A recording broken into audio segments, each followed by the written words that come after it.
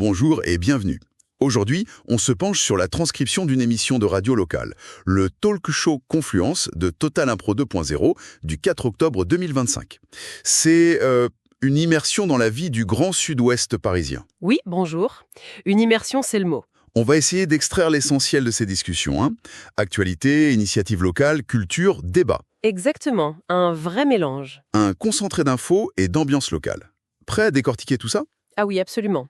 C'est ça qui est intéressant, je trouve, dans ce genre de source. Cette mosaïque, justement. Comment on passe d'une caricature politique un peu forte à un festival photo local ou même aux prints sur la cybersécurité. C'est vrai. C'est un miroir assez riche de la vie locale et de comment le monde résonne à cette échelle, quoi. Allez, commençons par la revue de presse. C'est un gros morceau de l'émission. Mhm.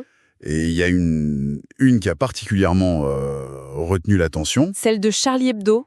Ah oui, celle avec Nicolas Sarkozy, radicalisé. C'est ça. 10 ans jeune reconnaît que la justice de Dieu. Oui. Et les réactions dans l'émission sont assez diverses. Un chroniqueur, par exemple, y voit un avertissement sur la justice divine. D'accord. Un autre est plus frappé par l'impact visuel, la force du dessin. Et puis, il y a ce participant, d'habitude assez critique envers Charlie Hebdo, Ah oui, hein. qui, là, pour le coup, approuve cette couverture spécifique. Bon, il faut le préciser, on rapporte juste les opinions exprimées là. Bien sûr, on ne prend pas parti.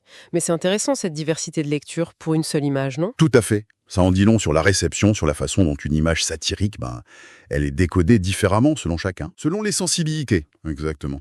Ça montre le pouvoir de la satire visuelle, mais aussi sa polysémie. Chacun y projette un peu ses propres références, ses craintes. Un bon exemple de la complexité de la réception médiatique, finalement. Voilà.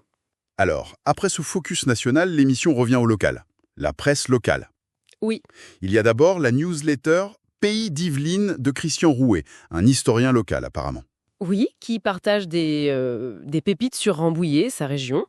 L'exemple donné, c'est une élection de Gérard Larcher en 83. 1983. Et anecdote amusante, ça correspond à l'arrivée d'un des chroniqueurs dans la ville.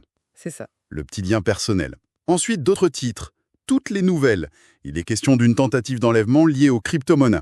À Rambouillet. Oui, ça montre que même la criminalité se met à la page, si on peut dire. C'est un peu ça. Et aussi l'élection de Miss Yveline, plus léger. Voilà. Puis l'éco-républicain, on parle d'une foire artisanale à Chartres, mais aussi de la polémique Shein. Ah, Shane, Galerie Lafayette, ça a dû faire réagir localement aussi. Oui, on sent que ça infuse les grands débats économiques, éthiques. Un chroniqueur trouve ça délirant, cet accord. On imagine. Ça montre bien que ces questions de fast fashion, de conditions de travail, d'impact environnemental, c'est plus juste